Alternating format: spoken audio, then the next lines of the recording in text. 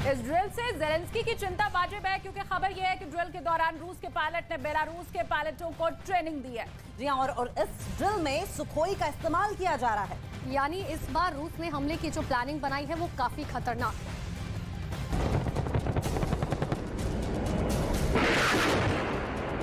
कहा जा रहा है कि रूस के पायलट बेलारूस के पायलटों को ट्रेनिंग दे रहे हैं। इस ट्रेनिंग के लिए कोई सामान्य जेट फाइटर नहीं, बल्कि सुखोई का इस्तेमाल किया जा रहा है।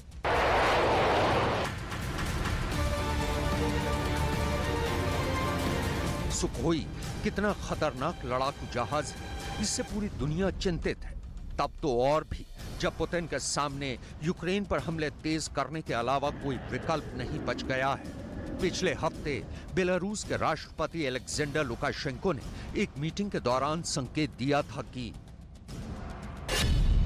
रूस बिजनेस लोन के लिए बैंक गए तो बिजनेस प्लान दिखाइए करके पूछते हैं।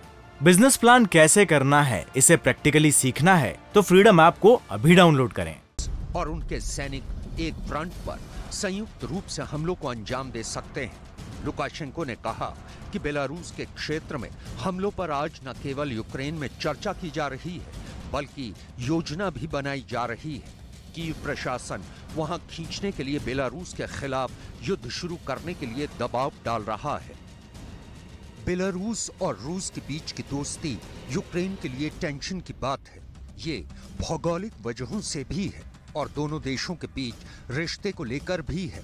बेलारूस रूस का पुराना साथी रहा है और बात युद्ध की करें तो बेलारूस शुरू से ही पुतिन के साथ खड़ा है। पुतिन ने भी बेलारूस का अच्छा इस्तेमाल किया है।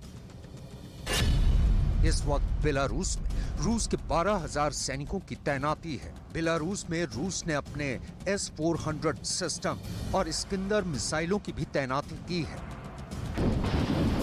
लिहाजा ये तो बहुत लाउड एंड क्लियर है कि बेलारूस को यूक्रेन के खिलाफ अपनी धरती के इस्तेमाल से कोई गुरेज नहीं है। अब सवाल उठता है कि इस वक्त रूस बेलारूस को वॉर एक्सरसाइज की जरूरत क्यों पड़ी। इसे समझने के लिए आपको कुछ सवालों का जवाब जानना बहुत जरूरी है। सवाल नंबर 1, जैसे इस वक्त बेलारूस में 12,000 से ज्यादा रूस के सैनिकों की तैनाती क्यों है? सवाल नंबर 2, बेलारूस को रूसी सैनिक ग्राउंड बनाने की छूट क्यों? सवाल नंबर 3, बेलारूस में खतरनाक किंझल मिसाइल से लैस MiG-31 की तैनाती क्यों की गई है? सवाल नंबर 4, बेलारूस के आसमान से यूक्रेन पर क्रूज मिसाइल फायर क्यों?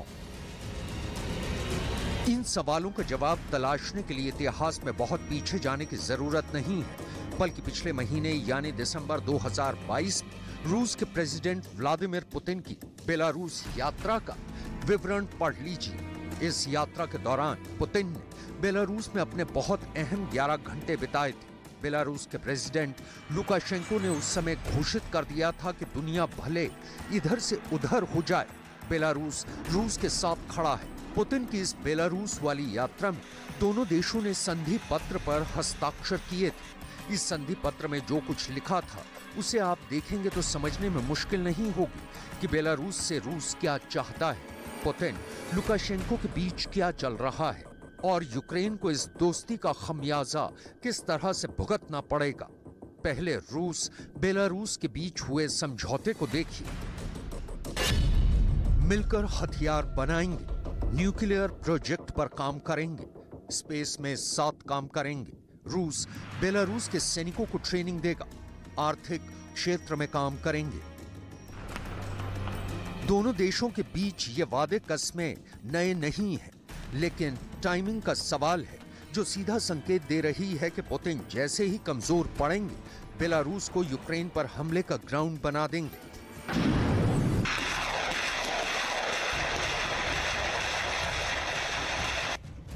बेलारूस में तैनात पुतिन के हर हथियार एक्टिव हो जाएंगे और फिर ज़ेलेंस्की के लिए कीव का किला बचाना बेहद मुश्किल होगा, लेकिन रूस के लिए यह आसान नहीं होगा।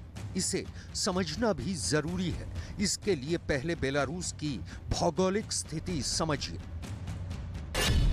उत्तर में लातविया, उत्तर पूर्व में लिथुआनिया, पश्चिम में पोलैंड और उत्तर और पूर्व में रूस और दक्षिण में यूक्रेन। यही बेलारूस की सीमा का परिचय है और आप इस मैप पर यह भी देख सकते हैं कि इसका नेटो से क्या कनेक्शन है।